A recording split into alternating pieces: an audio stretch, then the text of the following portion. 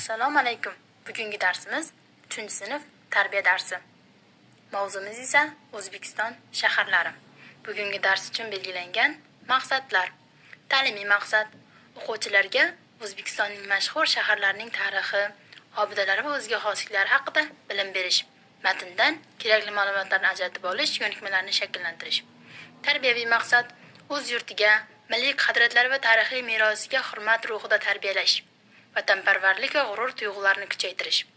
Rivojlantiruvchi maqsad: o'quvchilarning mustaqil fikrlash, matndan asosiy g'oyani ajratib olish va nutqini rivojlantirish. Guruhda ishlash, o'z fikrini himoya qilish ko'nikmalarini shakllantirish. Dars jihozlari va ko'rgazmalar. Darslik sahifalari, shaharlar xaritasi, slayd va rasmlar. Toshkent metrosi, Registon, Ichanqal'a, Mo'ynoq va boshqa rasmlar. Tarqatma materiallar, savollar, topishmoqlar, testlar. Darsning borishi. Tashkiliy qism. Tashkiliy qismda o'quvchilarni salomlashish, davomat aniqlanadi. Va o'quvchilarni darsga olib kirish uchun qisqacha aqliy hujum metodidan foydalangan holda O'zbekiston shaharlarini bilasizmi nomli qisqa suhbat o'tkaziladi.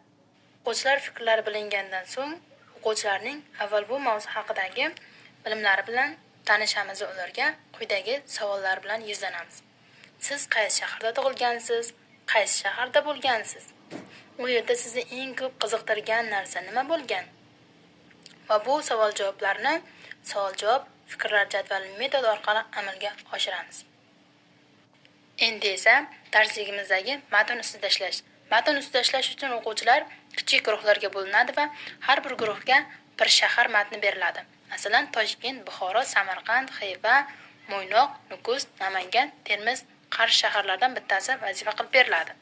Guruhga bo'linganlardan so'ng guruhga vazifa: matndan asosiy ma'lumotlar ajratish, shahar haqida qisqa xabar tayyorlash, xaritadan shaharning joylashuvini ko'rsatish.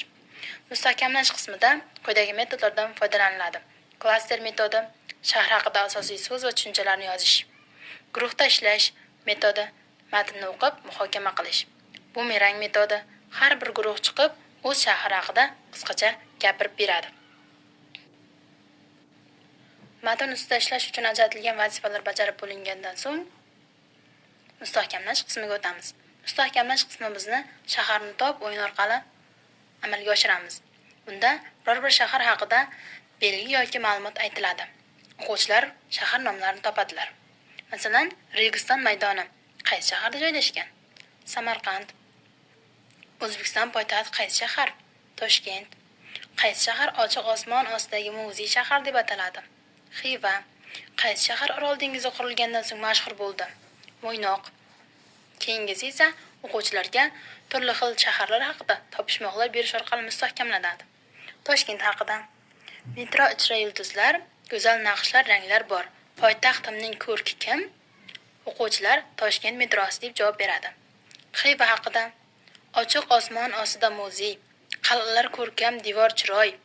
Ichanqal'aning qasri mashhur, qaysi shahar? Tez ayt bir nur. Javob: Xiva.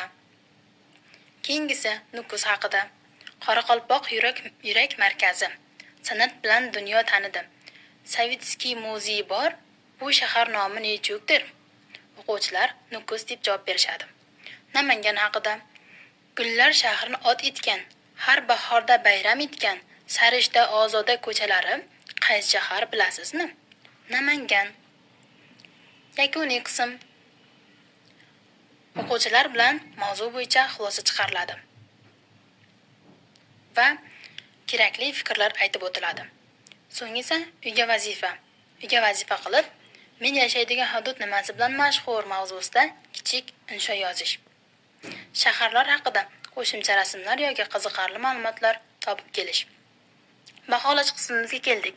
Baholash qismida guruh ishlari va individual ishtiroki bo'yicha rag'batlantiruvchi baho beriladi va quyidagi rag'bat kartochkalari orqali o'quvchilarni rag'batlantiriladi.